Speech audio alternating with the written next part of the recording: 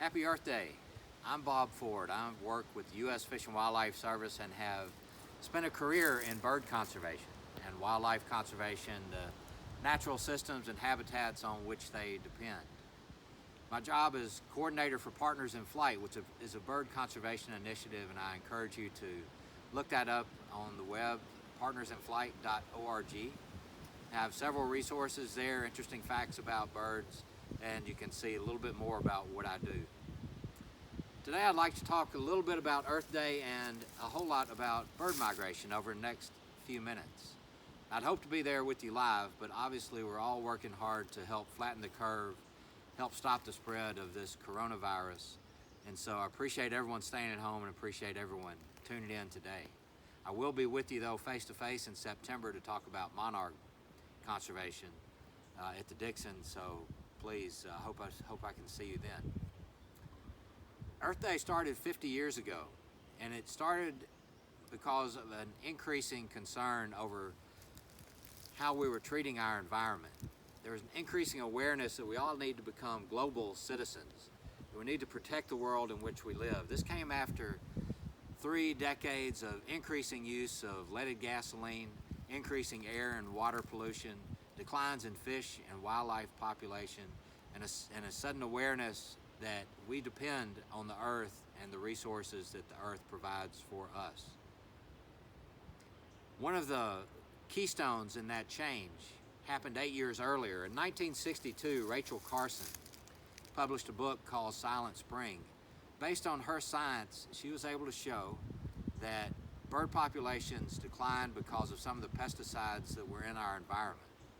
Bald eagles, osprey, robins, other birds that depend on natural foods, of course, that the earth provides, were picking up these pesticides, and they were actually accelerating through the bird's body in a way that would make their eggs fragile.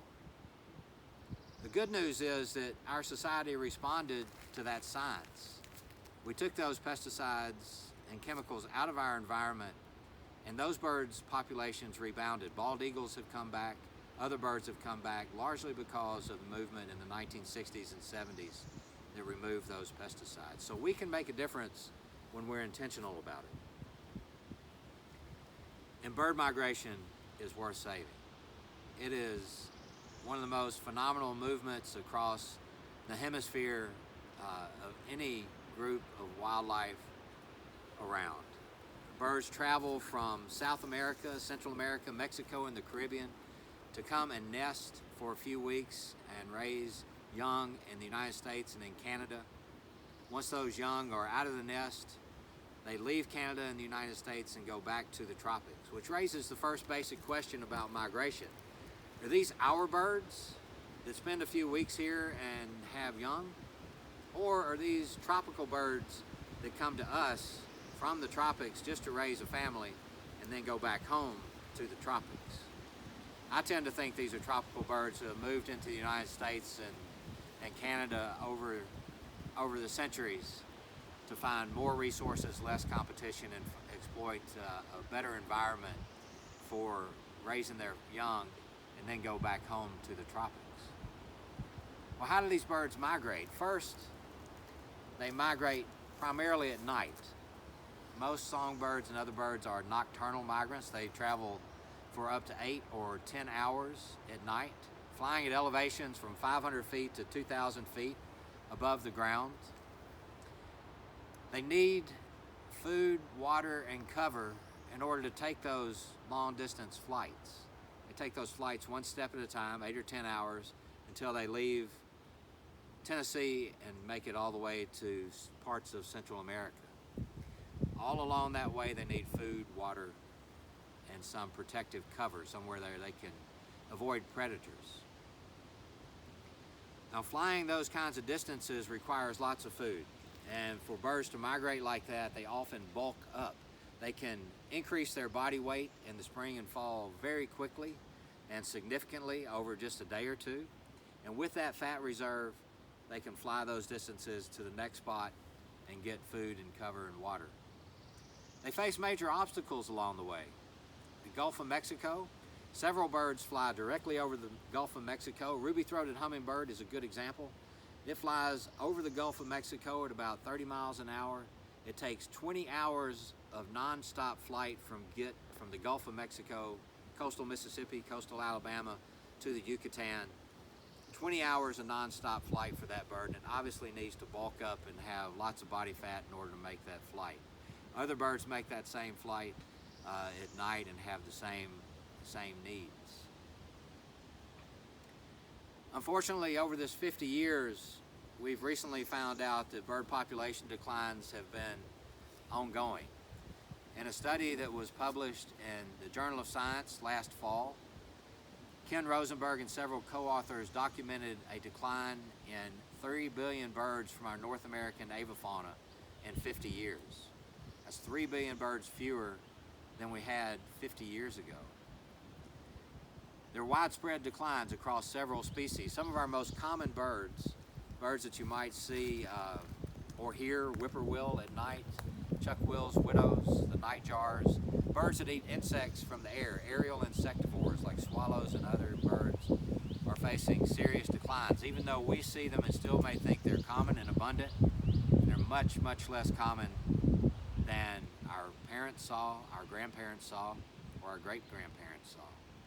We think we see a lot of birds, but the truth is it's only a fraction of what people saw 50 to 100 years ago. If that trend continues, then obviously our kids will see fewer and fewer birds as well. Some of these birds, if they stay on the trend, will become endangered species. A trend that if we halt now will save us a lot of money and be healthy for the environment and the ecosystem services that these birds provide in terms of eating insects and providing all kinds of benefits to forest and field. There's lots of things that you can do, whether you live in the city or suburbs or in the country. Promote greenways, plant native plants, provide fresh water in your yard and gardens. Use less pesticides or pesticides that have the least impact on wildlife and birds. Think about promoting local greenways or local parks, or promoting your refuges and state parks that are nearby so that they are good habitat for bird conservation. You can go to a site called Bring Back 3 Billion Birds on your computer. It's a website. There's a list there of all the things that you could do to help bring back birds. So this spring, starting now at the peak of bird migration, I encourage you to get outside, be safe, be isolated, stay at least 6, I'd say 10 or more feet away from people while you're outside. But birds stop in your backyard. I grew up in South Memphis, and every spring I saw a number of spring migrants just from my driveway in my backyard. So take your binoculars, sit outdoors, watch birds coming through your backyards every day, see what the changes are. Some birds are nesting, robins, cardinals, thrashers. Others are starting to nest in the yard. It's fun to watch them as they go around their daily activities of building nests. Get outside and enjoy birds, think about birds and the environment, and have fun.